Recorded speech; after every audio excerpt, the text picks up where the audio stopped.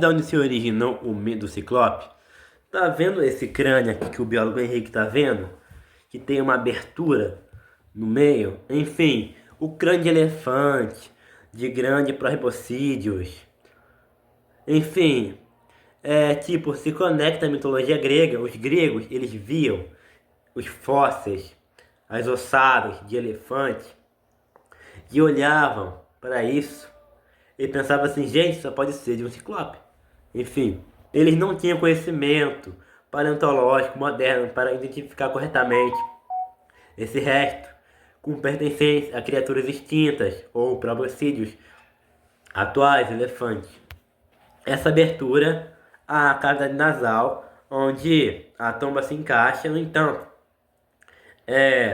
para alguém que observa sem conhecimento anatômico, essa cavidade pode ser facilmente confundida com uma parte ocular, né? Uma enorme órbita ocular. Para quem é leigo e não entende de anatomia, facilmente, velho. Vai confundir isso com uma parte ocular, né? Um grande órbita ocular, mas não. É onde se encaixa a tromba do elefante. Mas eu acho que isso é um mito do mito. Já tinha o mito do ciclope, aí associaram ao crânio do elefante, entendeu? Agora vamos para a segunda imagem, um arco zigomático.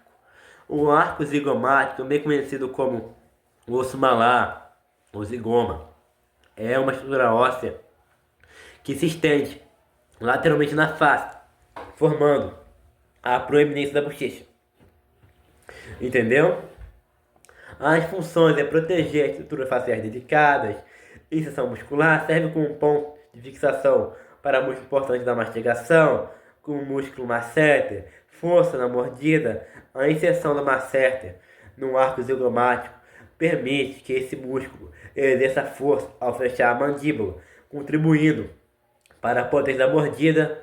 Enfim, o tamanho e a forma do arco zigomático pode variar entre espécies de animais, dependendo das necessidades, né, do animal, alimentares e hábito de mastigação. Animais com dietas que precisam de mordida forte têm arco zigomático muito robusto, como um gorila, como um elefante, entendeu? Isso reflete as adaptações evolutivas relacionadas à dieta. Eu posso dar outro exemplo aqui? É um carnívoro. Tem um arco zigomático muito desenvolvido para suportar a musculatura necessária para carregar carne. Mesmo o gorila não sendo carnívoro, ele tem um arco zigomático muito bem desenvolvido, entendeu? Agora, voltando por elefante.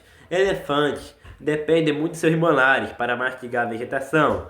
Quando os molares se desgastam ao longo da vida, eles perdem aquela facilidade para se alimentar, entendeu? E eventualmente morrem de inanição, porque o molar desgasta, entendeu?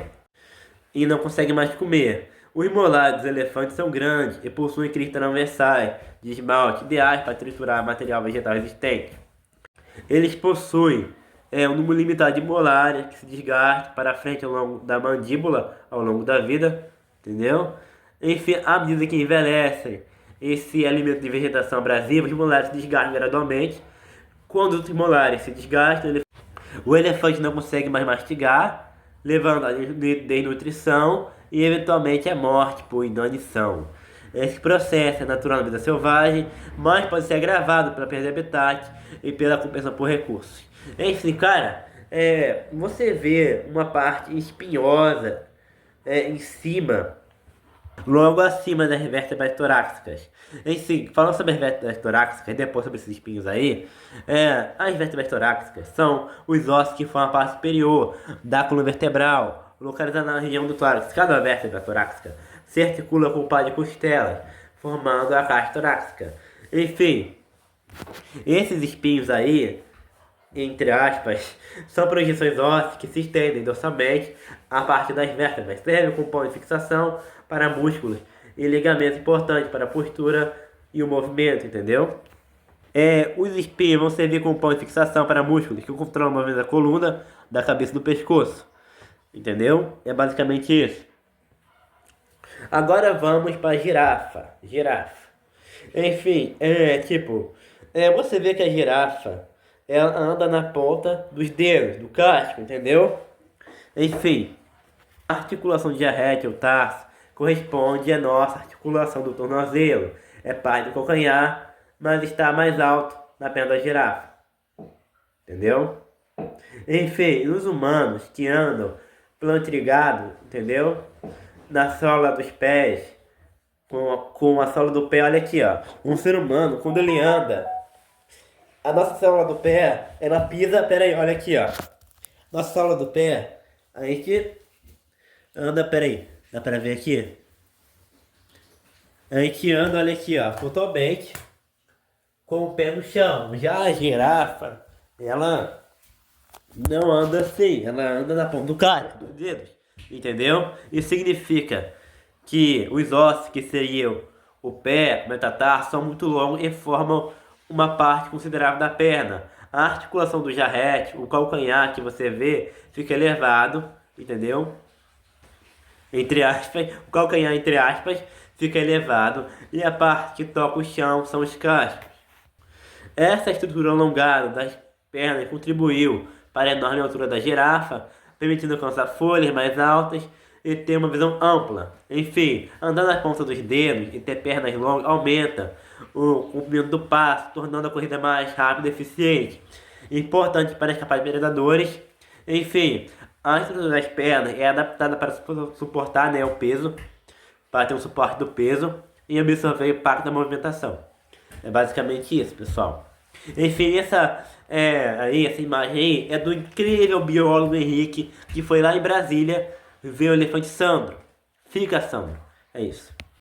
Olha, pessoal, nesse momento aqui, eu sei que o biólogo Henrique estava falando do arco zigomático, mas eu usei esse momento aqui para explicar os espinhos dorsais do elefante, porque eu não estava conseguindo sincronizar o momento da fala dele com o momento que ele fala da coluna. Então fica assim mesmo, mas você consegue entender que eu estava me referindo à coluna do bicho, ok? Não foi erro anatômico, foi um erro de sincronização, porque eu não consegui sincronizar o momento que ele fala da coluna com o momento exato, entendeu?